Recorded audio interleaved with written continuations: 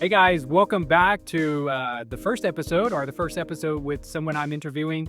And today I'm talking with a good friend of mine from Syria who I can't say where he lives right now, but he's a refugee and he has a very unique life, especially as it deals with living sent. And so you're just going to learn a lot about him. I hope you're challenged by him because I have been over the last 2 years that I've known him. And so thank you for watching and let's get started. Hey, welcome to the Living Enviado podcast. My name is Steve Shermer. I'm your host. And today is one of our first podcasts that we're throwing out. And of course, on this podcast, we're talking about living sent, what it means as a believer to live sent, especially since I travel a lot. I'm going to be highlighting things from around the world, not just specifically in the US, but a lot of the interviews I do will be coming from other countries. Today, we've actually got a unique one. Because usually in America, when we think of being sent, we think of Americans doing something, Americans going someplace, doing something locally, like in my town with homeless shelters and stuff like that, or, sending missionaries out to some far off land and, stuff like that. But today we're going to be talking with a brother from Syria who I met 2 years ago. It's been 2 years since we've met. Yes.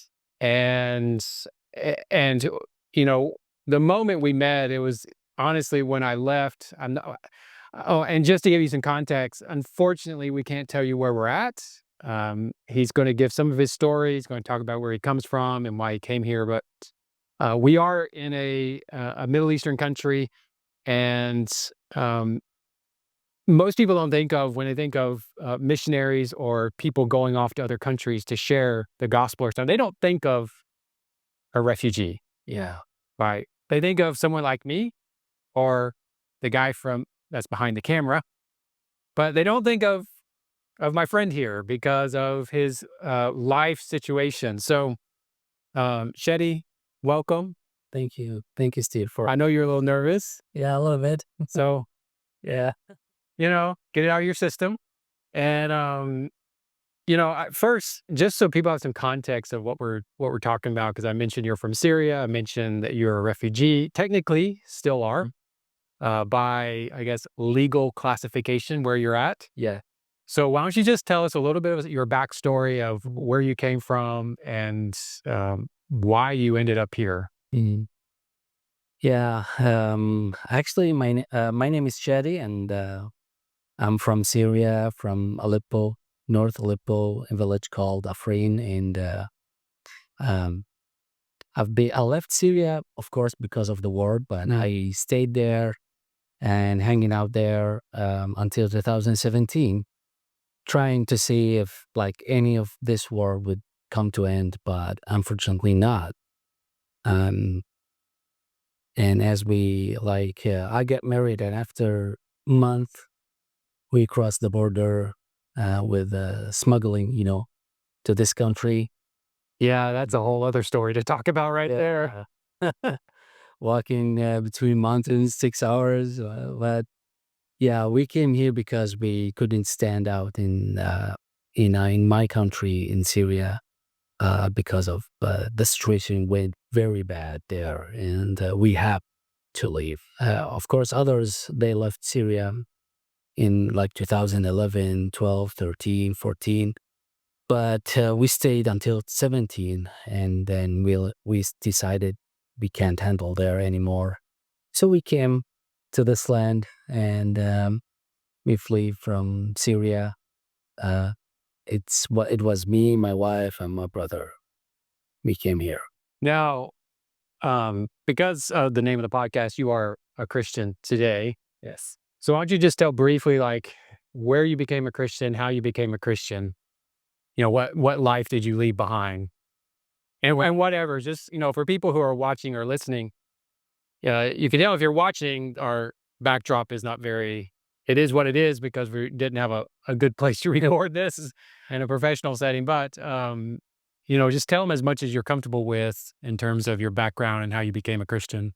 Yes. I'm from Yazidi background, but I went to Islam for several years, and then I quit all religions, and I became like more towards, be non-religious Mm-hmm. people.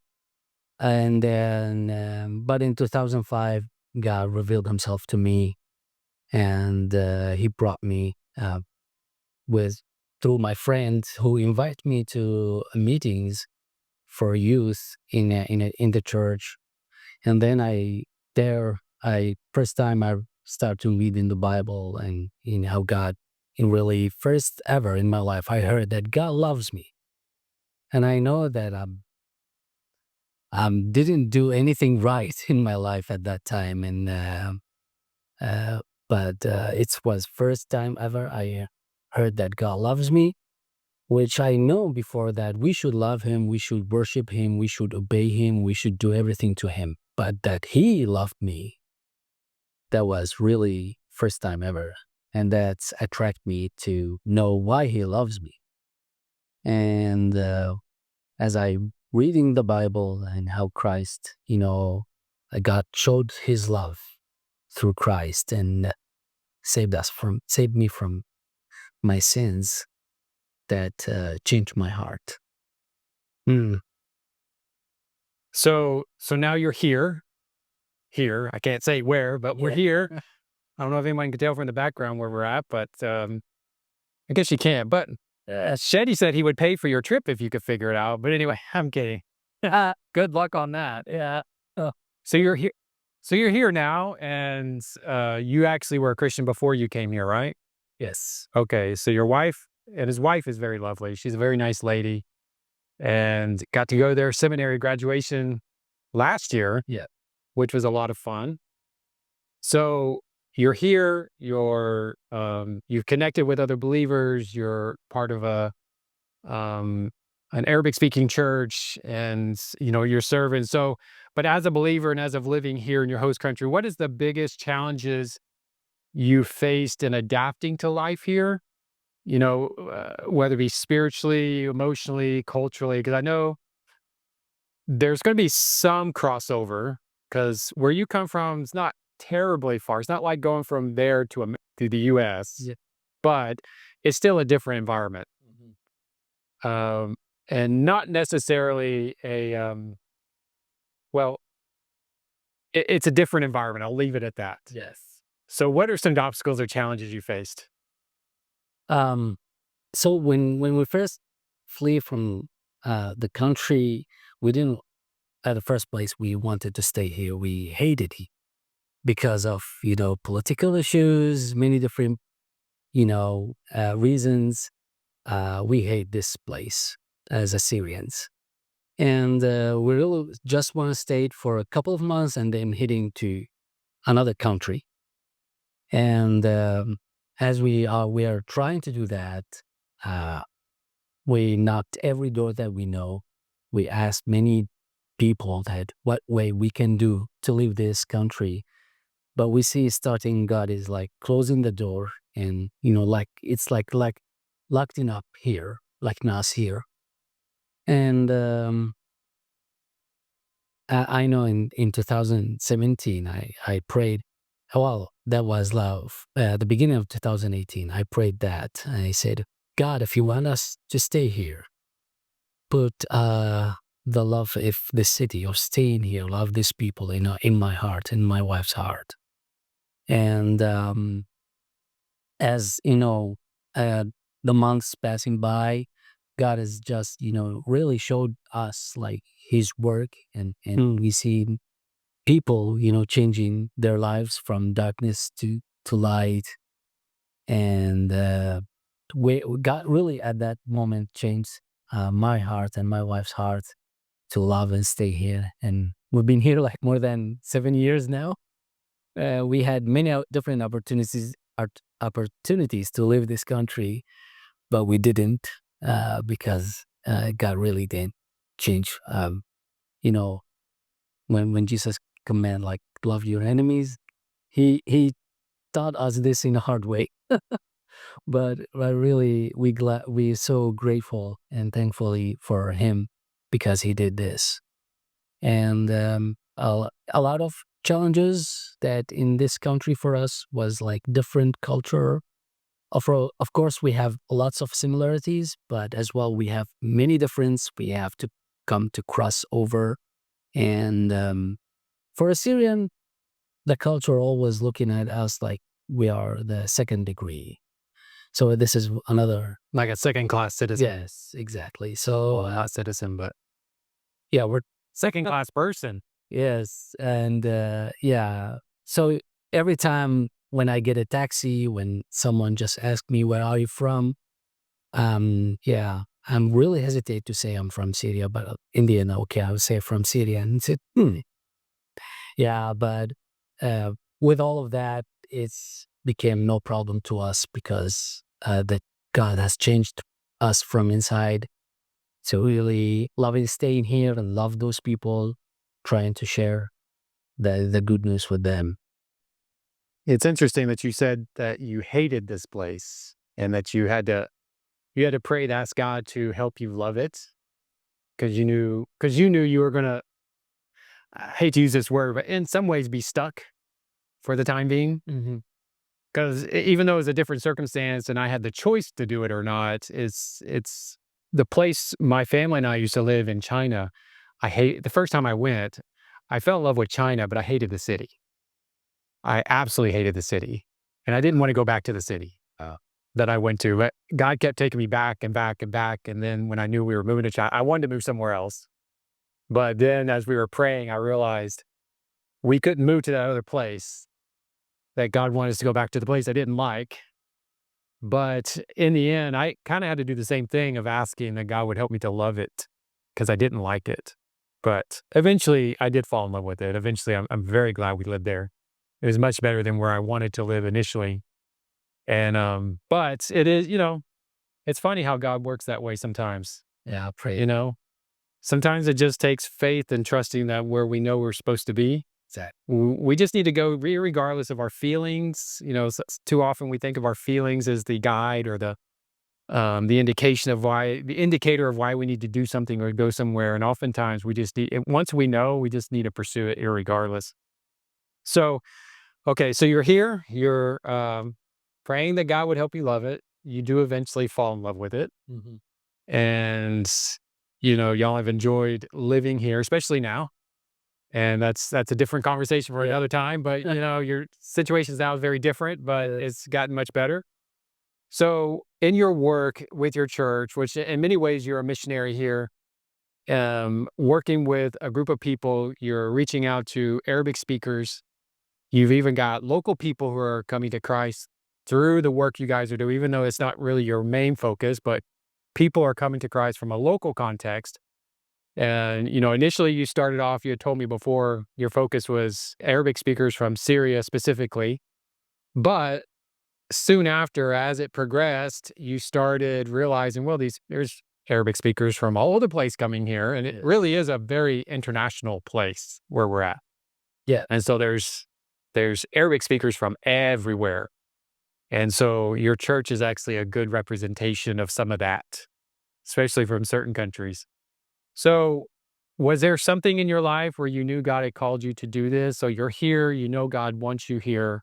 So is there a way, was there something that you knew that, okay, beyond just circumstance, we know that God has called us here for a period of time, for a season, to serve, to really focus our ministry on that group of people. Was there something like that happened in your life or your wife's life that really solidified that this is why we're here? Yes. I could tell, like, at the beginning, we never had that thought of being like God is sending us to serve those people. As I mentioned, like, we hated this country. And, God has, like, dealt us like Jonah. He never wanted to be, in Nineveh, but he went the other way. But God brought him to serve those people in Nineveh. And I felt like that God is, Well, it's a good thing you didn't rush to the water. yeah, and did swallowed by a fish. Something. Yeah, but then I can tell that really God is using all circumstances on all the situation that we've been through to send us to this place in this time, and because we believe our lives in like he that he saved, and he has a purpose of everything that happens in our lives. And I never thought about to be a missionaries, or to be sent, or to be you know uh going to other places sharing the gospel. But that's what happened eventually. God has done with that. Done. He did this to us, even like we didn't realize. Like, yes, God is doing that, but as we process, as we like going walking with Him in those years, God is just okay. I brought you here for a reason. So we realize that God brought us here not seeking a good life, to be in a comfort zone. No, but He brought us for the sake of His kingdom. He brought us for the sake of, spreading the gospel, bringing people from darkness to light. And when we realized that, we were so grateful. We were so thankful that God closed the door in front of us, not leaving us to leave this country, but you know it's a very amazing it's amazing that to testify the work of God, in all these mess around us, when all the difficult circumstances, war, but seeing the work of God in the midst of it. And God, to feel that God is dealing with you as missionaries for the kingdom, is like a very, very blessing things to us. I think one of the things you're pointing out is something as believers, whether we're from the West or some other country. I think it's important to remember that God puts you here. Okay, oftentimes we see someone who's left another country like Syria for the civil war, they become displaced somewhere else, or they become a refugee, or the circumstances could be numerous, and oftentimes we often paint people like that in a bad light. Okay, but God puts you here. Okay, Exactly. it doesn't matter what we think about, um, whether it's politically based or whatever. In the end, God is sovereign. Yes. Okay, so there are reasons why people move. It's not so much just because you decided to leave, or you decided to flee, or you decided to do something. Oftentimes, God's moving those pieces around. It may not be through means we think are the right means. He's going to move people irregardless. Yes. And you've been in a very challenging situation here. Just Yeah. being present in this country for years, Yeah. and it's just now that you're really more able to go about and do your stuff. Yes. But God didn't.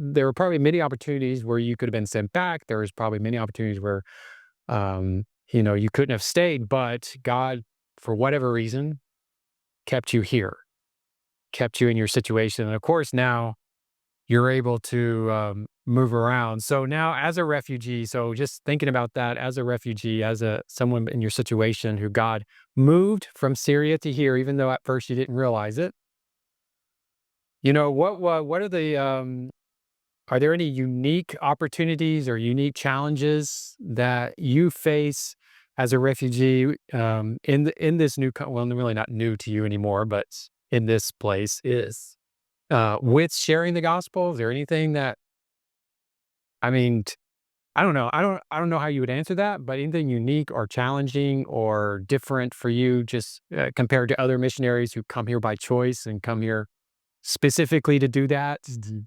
Mhm. Yeah, I can say like for us refugee in this country, especially like Syrian refugees, we have in many different battles. We are There is a challenges in living. There is challenges in the barriers that between the culture that you came from and the culture that you live in. There is challenges between be acceptable in this country, because there's really very few Christians here. So when you when you share the gospel, there is a lot of rejection here. When you share the gospel, of course, lots of people as well accepting the gospel. God is saving those people.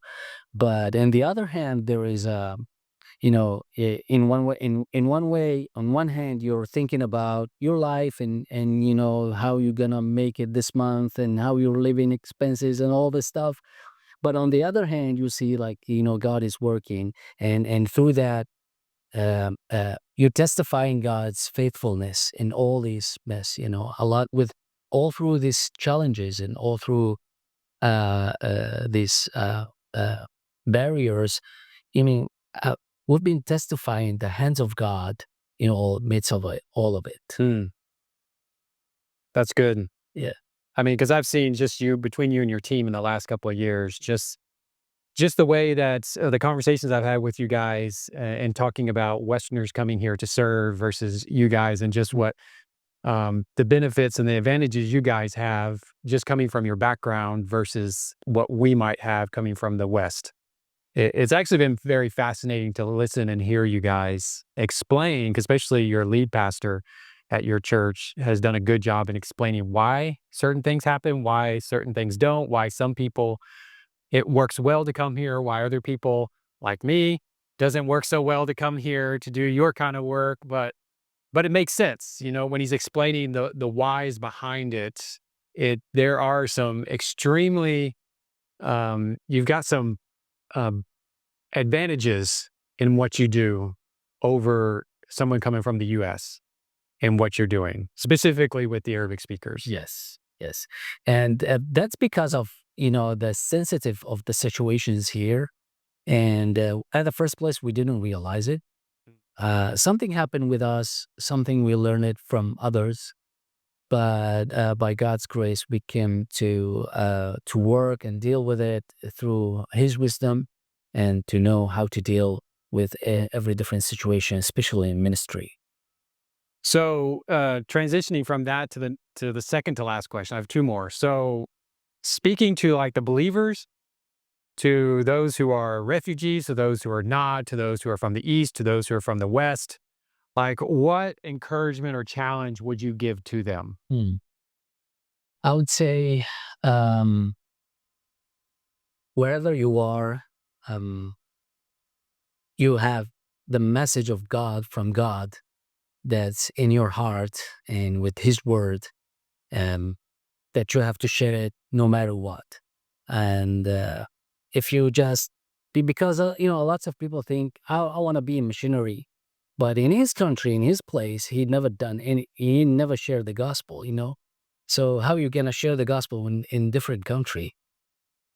So honestly, like if if you have this heart to share the gospel, to preach the gospel, to bring those people from darkness to light, um, uh, do it wherever you are. And there is no specific time that you have to do it. No, if you have to do it, you have to do it now. If you have to share the gospel, don't hesitate. But no, be sharing the gospel in a boldness, and as that like the disciples, they did. And because I can say we can spread and live a life like okay, I'm a refugee, I have these needs and I have these, I all of my life thinking in this way. But God doesn't want us to overthinking in ourselves. But no, instead of going outside and sharing the gospel, and because you know what matters in our life, what is the privilege and blessing in our lives to see, is that God is working in you and through you. And that's not because of your pastor, or you're just a church member, or no, that's to all believers. Hmm. Okay, so the final question is really a bonus question. Yeah. Okay. So, looking back on your journey, like from pre-Civil War to becoming a Christian to now, just everything you've gone through in this country. So, how have you seen God's faithfulness, and what does being sent mean to you? Um, there is much to talk about God's faithfulness. uh, Well, just give a highlight. yes. So many through all these years when since I left my country, I left my job, I left my church there, and I can everything's new except few people that I already know them. But living in a different area, in different city, different country, uh, you eat like some situations that you're passing through, like sickness, like lacking of resources, like or you don't know how to finish this month at least, uh, uh, medical uh, expenses and all this stuff. You don't know what to do. But many times and many in many ways, God has showed me that with His sovereignty, with His kindness, with His love, that um, in every situation that He promised that He would be with His people forever and ever, and He really is. Um, I can like tell many testimonies and many stories that happened with me and with my wife that God provides when we had nothing. When we had like um, my wife, she had COVID and she had really hard times to breathe, and she had to go to the hospital, and I couldn't go with her because of I didn't have any papers here. But praise God for brothers and sisters that stood beside us. The brothers, people that we don't know, but they helped us and God, like we felt like God sent them, those people to help us and stand with us. With the financial issues, like in like if it's like 10 in the month in May or June, like okay, we're out, and then God, it just provides and give us the ability to continue blessing us, and His faithfulness towards His people, His children. Um, it's like it's amazing. It's amazing. Yeah, I was just thinking as you were talking, you're talking about sometimes your month, like financially just didn't make sense. Like, how was it going to work out? And yet God in the end provided. Because I remember when we moved to China, we didn't have full support when we moved to China. And my wife got really sick and we had to do an emergency trip to Hong Kong. And so we tried to raise some money and we got enough money to buy our plane tickets and pay for our hotel. And we did not have enough money for food. And we did not know how we were going to have enough. Because Hong Kong, if you've ever been, for people who have ever been, it's expensive. And that was, I don't know, 20 years ago, it was expensive. It's probably even worse today. But, we go to we fly down there. I reached out to someone because I need to exchange some money into Hong Kong dollars. And so I reached out to a friend. I said, I've got a little bit of money. So he sent someone to meet us to exchange like $100 to get us started. And I figured, well, we'll figure out the rest when we get there. And anyways, we get there, we meet her, we have lunch, and I started to hand her my money to exchange. She said, no, my boss doesn't want your money. And she just hands me an envelope. Wow. And then she went and bought our bus tickets to cross the border. And when we got on the bus, that's when I opened up the envelope and they had given us 5 times more than what we wanted to exchange. And that covered us to make sure we had enough money for food. Because we weren't we had just moved to China. We weren't expecting to and we had to pay for doctors and, there's all kinds of stuff happening all at the moment. So I can understand what it's like to like wonder what's going to happen, but you just keep, you Yeah, just keep exactly. moving forward. But anyways, Shetty, I just want to thank you for being uh, on the Living Enviado podcast, for being my first interviewee. Oh, Very, very special because we have built, I think, a really good friendship and we stay in contact since then. But anyways, I just want to say for everyone who's listening or watching, thank you for watching. Thank you for spending time. Uh, you know, I'll say this on behalf of Shetty and his wife. They are really a representation of what it means to be sent, because it doesn't matter where you come from, doesn't matter your situation, doesn't matter if you're legal or whatever, where you're at, as you're smiling as I say that. Um, but you are now. Yeah. So we can say that.